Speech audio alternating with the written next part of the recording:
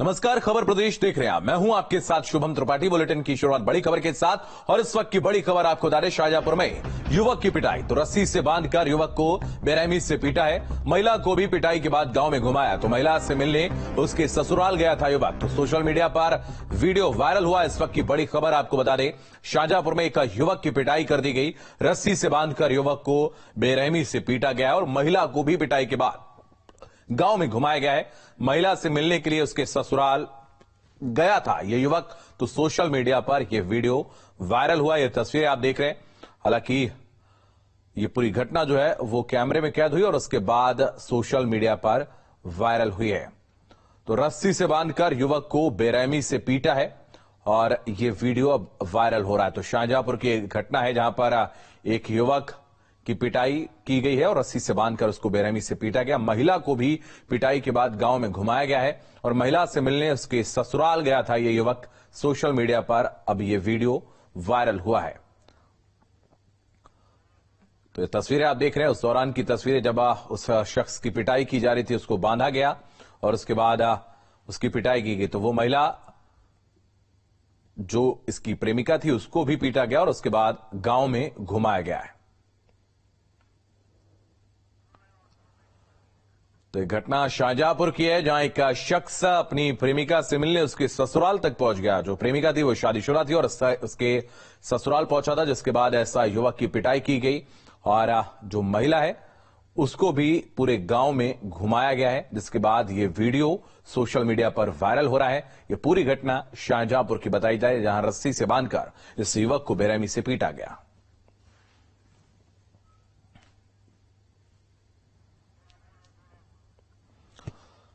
तो तस्वीरें आप देख रहे हैं शाहजहांपुर की तस्वीरें, जहां महिला से मिलने उसके ससुराल पहुंचा था यह युवक, जहां उसकी पिटाई कर दी गई और अब यह वीडियो वायरल हो रहा है। एक और बड़ी खबर जौनपुर से आपको बता दें, भूमाफियाओं पर गर्जा बाबा का बुलडोजर। अवैध निर्माण को बुलडोजर ने ध्वस्त किया है। तो 50 लाख की जमीन को कब्जा मुक्त करवाया गया है। भूमाफियाओं पर धारा 67 की कार्रवाई की गई। तो एसडीएम सदर के साथ सदर तहसील की टीम मौजूद रही। बख्शा थाना क्षेत्र के बसारतपुर का यह पूरा मामला बताया जा रहा है। तो जौनपुर की तस्वीरें जहां पर बाबा का बुलडोजर, भूमाफियाओं पर गर्जा है। अवैध निर्माण को बुलडोजर ने ध्वस्त किया है और 50 लाख की जमीन को कब्जा मुक्त करवाया गया। तो भूमाफियाओं पर धारा 67 की कार्रवाई की गई। एसडीएम सदर के साथ सदर तहसील की टीम मौजूद रही। बख्शा थाना क्षेत्र के बसारतपुर का यह पूरा मामला बताया जा रहा है। तो जौनपुर की तस्वीरें आप देख रहे हैं, यहां पर बसारतपुर में इस अवैध निर्माण को ध्वस्त कर दिया गया। तो जौनपुर की तस्वीरें हैं जहां पर बुलडोजर गरजता हुआ नजर आ रहा है। तो ये दो तस्वीरें जौनपुर और मेरठ की तस्वीरें। तो उत्तर प्रदेश के अलग अलग शहरों से ऐसी तस्वीरें आ रही हैं जहां पर बुलडोजर लगातार गरज रहा है और जो भी अवैध निर्माण है उनको तोड़ा जा रहा है। तो जौनपुर और मेरठ की तस्वीरें जहां पर अवैध कब्जे पर बुलडोजर चला है, अवैध निर्माण को तोड़ा गया है और उसके बाद ऐसा जगह को खाली करवाया गया। तो नगर निगम की बड़ी कार्रवाई मेरठ में हुई है। तस्वीरें आप देख सकते हैं, बुलडोजर जमींदोज करता नजर आ रहा है इस अवैध निर्माण को। और जौनपुर में भी अवैध कब्जे पर बुलडोजर चला है।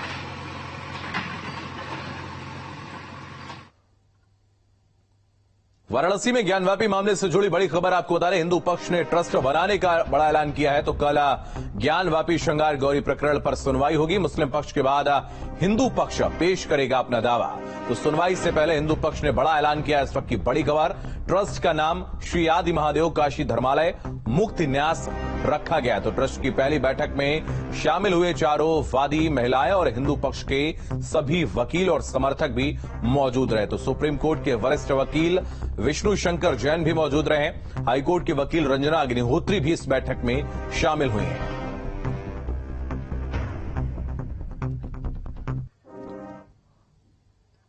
महोबा में मां और बेटी की संदिग्ध मौत, फांसी के फंदे पर लटके मिले शव। पुलिस ने शवों को कब्जे में लिया है। आत्महत्या और हत्या में उलझी है गुत्थी। तो अजनर थाना के महुआ बांध गांव का यह पूरा मामला बताया जा रहा है। इस वक्त की बड़ी खबर आपको बता दें, बड़ी खबर सामने आ रही है।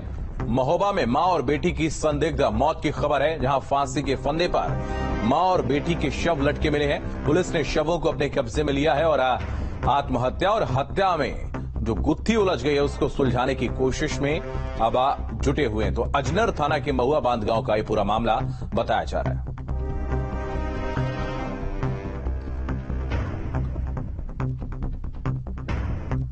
तो अजनर थाना के महुआ बांध गांव का यह पूरा मामला है, जहां पर एक मां और बेटी की संदिग्ध मौत की खबर है। दोनों के शव फांसी पर झूलते हुए मिले हैं।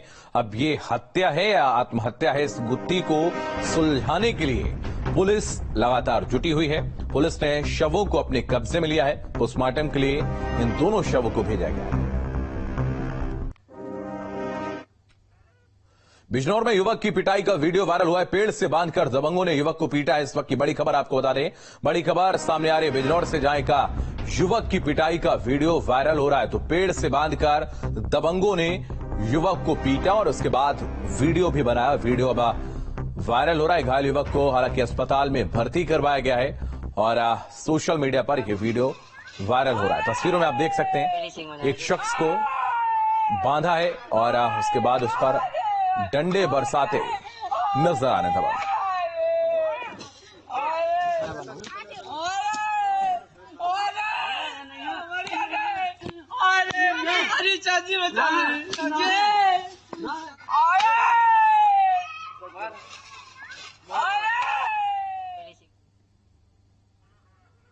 तो मोबाइल चोरी के शक में इस युवक की पिटाई की गई है और एक युवक को पेड़ से बांधा गया और उसके बाद उसके ऊपर डंडे बरसाए गए हैं। तो तस्वीरें आप देख रहे हैं बिजनौर की, जहां एक युवक की पिटाई की गई, अस्पताल में इसको भर्ती करवाया गया। तस्वीरें आप देख रहे हैं।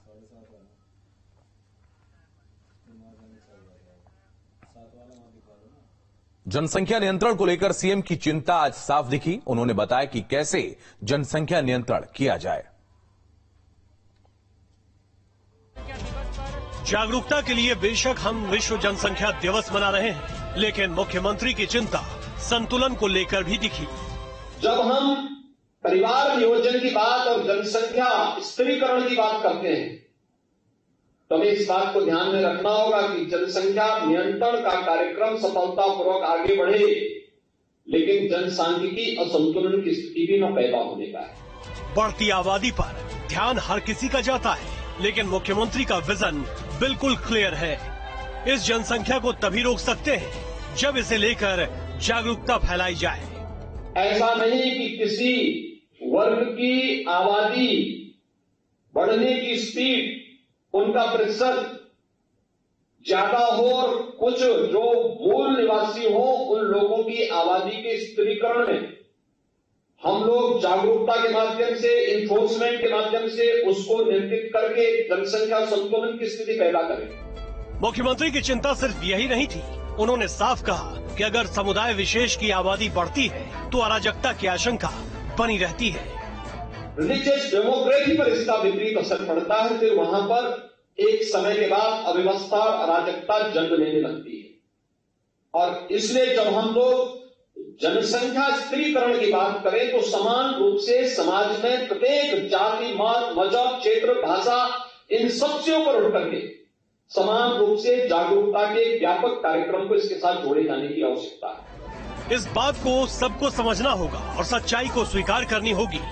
आबादी की वजह से ही अल्पसंख्यकों को परेशानियों का सामना करना पड़ रहा है। इससे निपटने के लिए देश में एक सार्थक कानून लाया जाना जरूरी है। आलोक पांडे, न्यूज स्टेट, लखनऊ। जनसंख्या नियंत्रण पर सियासी दलों की राय आमने सामने आने लगी है और लखनऊ से एसपी प्रवक्ता अनुराग भदौरिया ने क्या कुछ कहा है वो भी सुनिए। दूसरे वर्ग के लोग निश्चित रूप से इस बात को महसूस करते हैं कि वो तो जनसंख्या नियंत्रण को इन लेटर एंड स्पिरिट फॉलो कर रहे हैं, जबकि दूसरे लोग उसको अतिरेक रूप से उसकी अवहेलना कर रहे हैं और उसके प्रति उनके मन में कोई सोच भी नहीं है। तो यह जो सामाजिक समीकरण है, सामाजिक संतुलन है, उसको पूरी तरह से ये जो जनसंख्या का जो वर्तमान ग्रोथ है वो अनियंत्रित कर देगा। इसलिए जो माननीय मुख्यमंत्री जी ने कहा है, निश्चित रूप से उसका अभिनंदन किया जाना चाहिए। ज्यादा जनसंख्या किसी भी देश के लिए एक समस्या होती है, लेकिन सरकार की जिम्मेदारी बनती है कैसे उस समस्या का समाधान हो, कैसे देश विकास के रास्ते पे जाए, कैसे देश उन्नति के रास्ते पे जाए, कैसे सबको रोजगार मिले, कैसे अर्थव्यवस्था मजबूत हो। ये भी सरकार की जिम्मेदारी होती है जिससे सरकार नहीं भाग सकती। यूपी में दलितों पर 35% निधि खर्च करेंगे आरएलडी के विधायक। आरएलडी के अध्यक्ष जयंत चौधरी ने ऐलान किया है। राष्ट्रीय लोक दल के अध्यक्ष जयंत चौधरी ने सभी विधायकों को निर्देश दिया है कि वो अपने विधायक फंड का न्यूनतम 35% पैसा जो है वो दलितों पर खर्च करेंगे। तो जयंत चौधरी ने एक पत्र लिखा है और अपने तमाम जो विधायक हैं उनसे ये कहा है कि वो 35% जो उनकी विधायक निधि है वो दलितों पर खर्च करें। राष्ट्रीय लोकदल के राष्ट्रीय अध्यक्ष चौधरी जयंत सिंह जी ने राष्ट्रीय लोकदल के सभी विधायकों को यह निर्देश दिया है कि वो अपनी विधायक निधि का 35% धन अनुसूचित वर्ग के कल्याण के लिए खर्च करने का काम करें। इस संबंध में उन्होंने राष्ट्रीय लोकदल के जो विधानमंडल दल के नेता हैं उनको पत्र लिखा है। उत्तर प्रदेश को एक और एक्सप्रेसवे की सौगात मिलने जा रही है। प्रधानमंत्री नरेंद्र मोदी जालौन में 16 जुलाई को बुंदेलखंड को दिल्ली से जोड़ने वाले बुंदेलखंड एक्सप्रेसवे का लोकार्पण करेंगे। मुख्यमंत्री योगी आदित्यनाथ ने बुंदेलखंड एक्सप्रेसवे का स्थलीय निरीक्षण किया और इसके साथ ही अधिकारियों के साथ समीक्षा बैठक भी की है और आला अधिकारियों को उचित दिशा निर्देश भी दिए हैं।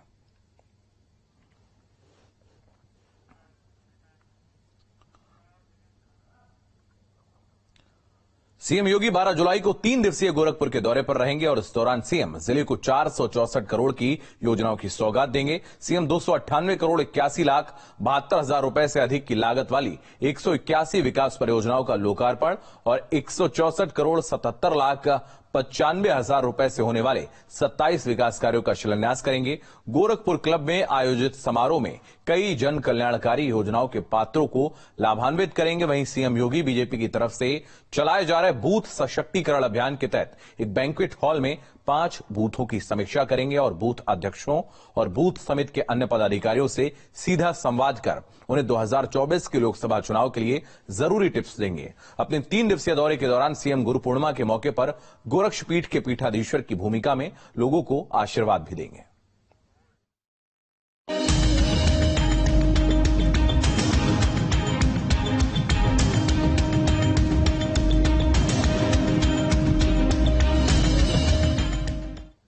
मथुरा में मंदिर की जमीन पर मजार का मामला, इस वक्त की बड़ी खबर। पुलिस ने समाजवादी पार्टी के नेता समेत 23 लोगों पर एफआईआर दर्ज की है। तो 2004 में बदला गया था जमीन का अभिलेख। इस वक्त की बड़ी खबर आपको बता दें, मंदिर की जमीन को दिखाया गया था कब्रिस्तान। तत्कालीन समाजवादी पार्टी के जिला अध्यक्ष भोला पठान ने यह हेराफेरी करी थी। तो तत्कालीन तहसीलदार, लेखपाल और प्रधान भी इस साजिश में शामिल थे। कोसीकला के शाहपुर गांव का यह पूरा मामला बताया जा रहा है।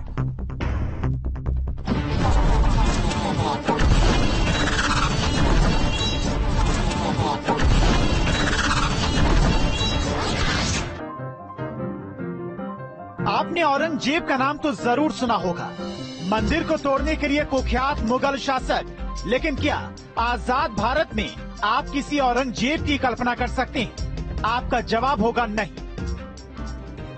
लेकिन मथुरा में एक ऐसा मामला सामने आया है जहां ठीक औरंगजेब वाली हरकत हुई है, लेकिन यहाँ तरीका दूसरा था। यहाँ एक मंदिर के जगह मजार बना दी गई, वो भी पूरी साजिश के तहत। जी हाँ, साल 2004 में मंदिर के जमीन के अभिलेखों में हेर फेर कर उस पर कब्रिस्तान दर्ज करवा दी गई। एसपी जिलाध्यक्ष भोला पठान की इस साजिश में तहसीलदार, लेखपाल, प्रधान भी शामिल थे। यही नहीं, 15 मार्च 2020 को प्राचीन मंदिर के गर्भगृह को तोड़कर उस पर मजार बना दिया गया। यहाँ पहले से बने मंदिर परिसर में कुएं को भी नष्ट कर दिया गया। 2004 में राजस्व दस्तावेजों में हेरफेर हुई, मंदिर की जमीन को कब्रिस्तान दर्ज करवाया। 2004 में एसपी जिलाध्यक्ष भोला पठान की साजिश, तहसीलदार, लेखपाल, प्रधान साजिश में शामिल। 15 मार्च 2020 में मंदिर की जमीन पर मजार बना दिया। पहले से बने मंदिर परिसर में कुएं को नष्ट कर दिया। 2020 में उन लोगों ने हमारे जो बिहारी जी मंदिर का जो मुख्य गर्भगृह है उसके ऊपर जो सिंहासन है उसको तोड़ के उस सिंहासन वाले स्थान पर और मजार बना दी। ऐसी घटनाएं हमारे देश में इस समय जो हो रही हैं बड़ी शर्मनाक हैं कि जो हिंदुओं को टारगेट किया जा रहा है और मंदिरों को तोड़ के जगह जगह मस्जिदें बनाई जा रही, मजारें बनाई जा रही है, बहुत ही निंदनीय है। अब हम बहुत शीघ्र ही एक प्रतिनिधिमंडल संतों का माननीय मुख्यमंत्री जी के पास जाएंगे और अपनी बात उनके आगे रखेंगे और हमें निश्चित पूर्ण विश्वास है कि बांके बिहारी जी का मंदिर वहां हम लोग बहुत जल्दी भव्य मंदिर बनाएंगे। हालांकि हिंदू संगठनों के लगातार विरोध के बाद मामला जांच तक पहुंचा और अब तत्कालीन समाजवादी पार्टी की जिलाध्यक्ष भोला खां समेत 23 लोगों पर एफआईआर दर्ज की गई है। मथुरा से धराजीत सरस्वत के साथ टीम न्यूज स्टेट। गोरक्षपीठ में हर साल की तरह इस बार भी गुरु पूर्णिमा का पर्व बेहद उत्साह के साथ मनाया जाएगा और इस बार 5000 से अधिक श्रद्धालुओं को पीठ में आमंत्रित किया गया है। मुख्यमंत्री योगी आदित्यनाथ 3 दिन के दौरे पर गोरखपुर पहुंच रहे हैं, जहां पर सीएम गोरखपुर के लोगों को 464 करोड़ की योजनाओं की सौगात देंगे। मंगलवार, बुधवार और बृहस्पतिवार के इस दौरे में गोरखपुर को मुख्यमंत्री 464 करोड़ रुपए की योजनाओं की सौगात देने जा रहे हैं और इस दौरे में वो गोरक्षपीठ के पीठाधीश्वर की भूमिका का भी निर्वहन करेंगे और पीठ में गुरु पूर्णिमा के दिन हजारों जो उनके श्रद्धालु हैं, जो उनके फॉलोअर्स हैं, उनको वो आशीर्वाद देंगे। सीएम 464 करोड़ रुपए की देंगे सौगात। 181 परियोजनाओं का करेंगे लोकार्पण। 298 करोड़ 81 लाख 72 हजार रुपए का लोकार्पण करेंगे। 27 विकास कार्यों का शिलान्यास करेंगे। 164 करोड़ 77 लाख 95 हजार रुपए का शिलान्यास। अपने दौरे के दूसरे दिन सीएम योगी आदित्यनाथ बुधवार को गोरखनाथ मंदिर में आयोजित परंपरागत गुरु पूर्णिमा उत्सव में शामिल होंगे। इस दिन गोरक्षपीठ में मनाए जाने वाले उत्सव में मुख्यमंत्री योगी आदित्यनाथ गोरक्षपीठाधीश्वर की भूमिका में शिष्यों को आशीर्वाद देंगे। तो इन 3 कार्यक्रमों में शामिल होने के वास्ते सीएम यहां से लखनऊ के लिए प्रस्थान करेंगे।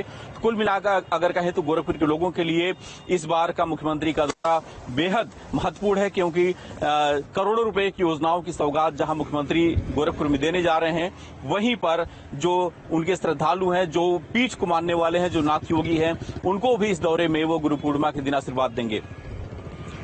दीपक श्रीवास्तव, न्यूज़ स्टेट गोरखपुर। अयोध्या में भगवान श्री राम के मंदिर का भव्य निर्माण हो रहा है और यह मंदिर करोड़ों सनातनियों की आस्था का केंद्र तो बनेगा ही, लेकिन इसके निर्माण में उन मुस्लिम मजदूरों का भी हाथ है जिन्होंने इस पर नक्काशी की है, जो इस बात से खुश थे कि प्रभु श्री राम के मंदिर में उनकी नक्काशी किए गए पत्थर लगेंगे, उनका भी योगदान होगा। अयोध्या में राम मंदिर के गर्भगृह के लिए बंसी पहाड़पुर के पिंक पत्थरों को लगाया जा रहा है, जिन्हें 1990 से ही राम जन्मभूमि कार्यशाला में तराशा गया था। 3 दशक बाद अब ये पत्थर लगाए जा रहे हैं। राम मंदिर के गर्भगृह को लेकर कुल 14 दरवाजे होंगे, जिनकी चौखट बाजू मकराना पत्थरों से बनाई गई है। माना जाता है कि इन पत्थरों की आयु 2000 साल होगी, यानी लंबे समय तक ये मंदिर सुरक्षित रहेगा। वो चौखट बाजू जो 24 द्वार बनेंगे, उसमें जो है इन चौखट बाजुओं का उपयोग होगा, इसको लगाया जाएगा। तो ये दूधिया कलर के संगमरमर के हैं, श्वेत हैं और यह पत्थर जो है इसकी आयु भी है काफी लंबी। मुझे लगता है कि 2000 वर्ष होगा इसकी आयु। मकराना की जिस फर्म को इस पर नक्काशी का काम मिला था, उस फर्म के मुस्लिम मजदूरों ने इसकी नक्काशी की थी, जो राम को अपना पूर्वज मानते थे और उनके मंदिर निर्माण से जुड़कर खुद को कृतार्थ समझते थे। ने इसकी तराशी कराई तो वहाँ की जो मकराना की फर्म थी वो मुस्लिम बंधुओं की थी। उन्होंने अपना सौभाग्य समझा कि राम जन्मभूमि पर हमारे हाथों की कलाकृति से नक्काशी की गई ये पत्थर जो है वहाँ पर लगेंगे, ये हमारा सौभाग्य है। उन्होंने अपने आप को भगवान राम का कहा कि वो हमारे पूर्वज हैं। जब 2024 में भव्य राम मंदिर का गर्भगृह बनकर तैयार होगा, तो वो सिर्फ सनातनियों की आस्था का प्रतीक ही नहीं बनेगा, बल्कि संपूर्ण मानव जगत के लिए प्रेरणा का स्रोत बनेगा, जिसके निर्माण में सिर्फ हिंदुओं की ही नहीं बल्कि मुसलमानों की भी मेहनत लगी है। Team news state. तो बड़ी खबर आपको बता दें, समाजवादी पार्टी का बड़ा हमला, पशुपालन विभाग में भ्रष्टाचार का आरोप लगाया है। तो पशुपालन विभाग के अधिकारियों पर कार्रवाई की मांग समाजवादी पार्टी की तरफ से की गई है। इस वक्त की बड़ी खबर आपको बता दें, बड़ी खबर सामने आ रही है। समाजवादी पार्टी ने बड़ा हमला किया है और पशुपालन विभाग के अधिकारियों पर कार्रवाई की मांग समाजवादी पार्टी की तरफ से की गई है। एक ट्वीट समाजवादी पार्टी के ट्विटर हैंडल से हुआ है और उन्होंने कहा है कि बीजेपी सरकार घोटालों में नंबर 1 है। योगी जी के भ्रष्ट अफसरों ने बेजुबान पशुओं के इलाज के लिए जरूरी दवाओं, सिरिंज, उपकरणों की खरीद में 50 करोड़ रुपए का घोटाला कर डाला। यह है भ्रष्टाचार के प्रति जीरो टॉलरेंस का हाल। तो ये ट्वीट समाजवादी पार्टी के ऑफिशियल ट्विटर अकाउंट से किया गया है और कहा है कि मामले की जांच करवाई जाए और भ्रष्ट अफसरों के खिलाफ कड़ी कार्रवाई की जाए। तो समाजवादी पार्टी के आरोपों पर पशुधन विभाग के निदेशक जीवन दत्त से खास बातचीत की है हमारे संवाददाता आलोक पांडे ने। इस वक्त हम पशुधन विभाग के निदेशक रोग एवं नियंत्रण जीवन दत्त जी के सामने हैं और जो घोटाले और घपले की बात आ रही है 2020-21 के दौरान और उसको लेकर के हम बात करेंगे। सर, आखिर पूरा मसला क्या था? मेरे स्तर पे कोई चीज नहीं है। शासन स्तर से जो भी निर्णय लिया गया है उस पे ही कोई पेपर में जो निकल रहा है, मेरा कोई स्टेटमेंट भी नहीं है। शासन स्तर का निर्णय है ये सब। क्या मामला पूरा क्या था? बस उसकी जांच शासन स्तर पे ही की गई थी। शासन स्तर को जो कमियां मिली होंगी उसके बारे में उन्होंने जांच बिठा दी है। मेरे से भी कोई डिटेल नहीं मांगा गया है। मुझसे डिटेल मांगा जाएगा तब मैं फाइलें मंगा के दूंगा उनको। कितने करोड़ का हेर फेर का मामला? इसका मुझे 20-21 में कितने खरीद फरोख्त कितने? मुझे मालूम नहीं है इस बारे में। लेटर जो शासन का है वो अभी तक मुझे तो नहीं मिला है, लेकिन मैं भी देख रहा हूँ कि अदर से कहीं से मैसेज आ रहे हैं मेरे पास भी, पेपर में भी निकल रहा है, जबकि मेरा कोई किसी को स्टेटमेंट भी नहीं दिया है। 21-22 का ही मैटर है शायद ये। वीडियो जर्नलिस्ट दीपक के साथ Alok Pandey, news state, Lucknow. PM Modi ने नए संसद भवन पर अशोक स्तंभ का अनावरण किया है। पीएम मोदी के साथ लोकसभा अध्यक्ष ओम बिड़ला और केंद्रीय शहरी विकास मंत्री हरदीप पुरी मौजूद रहे। नए संसद भवन की छत पर 20 फीट ऊंचे अशोक स्तंभ को दूर से देखा जा सकता है। इस स्तंभ का वजन लगभग 9,500 किलोग्राम बताया जा रहा है। पीछे जो आप देख रहे हैं दरअसल ये पुराना संसद भवन है, लेकिन जल्द आप देख सकेंगे नए संसद भवन को। और प्रधानमंत्री नरेंद्र मोदी ने आज नए संसद भवन में एक ऐसा काम किया है जो एक पहचान बन सकता है। खासतौर पे जो अशोक स्तंभ आप देख सकते हैं, 20 फीट का अशोक स्तंभ का आज प्रधानमंत्री नरेंद्र मोदी ने अनावरण किया और बाकायदा एक तस्वीर जो आप देख सकते हैं आकर के। जब विजय चौक आप आएंगे तो आपको इस तरह का सामने अशोक स्तंभ दिखाई देगा जिसकी ऊंचाई करीब करीब 20 फीट बताई जा रही है। और आज प्रधानमंत्री ने इसका अनावरण किया। उनके साथ में हरदीप सिंह पुरी जो कैबिनेट मंत्री है वो मौजूद थे और ओम बिड़ला जो लोकसभा अध्यक्ष हैं वो भी उनके साथ मौजूद थे। एक प्रतीक चिन्ह के तौर पे इसे देखा जा सकता है संसद भवन, नए संसद भवन में, जो कि एक पहचान आने वाले समय में बनेगा। और प्रधानमंत्री नरेंद्र मोदी ने इस मौके पर कहा कि वो आने वाले शीतकालीन सत्र में ये मान रहे हैं कि नए संसद भवन में ही शीतकालीन सत्र की जो है शुरुआत एक तरह से की जाएगी।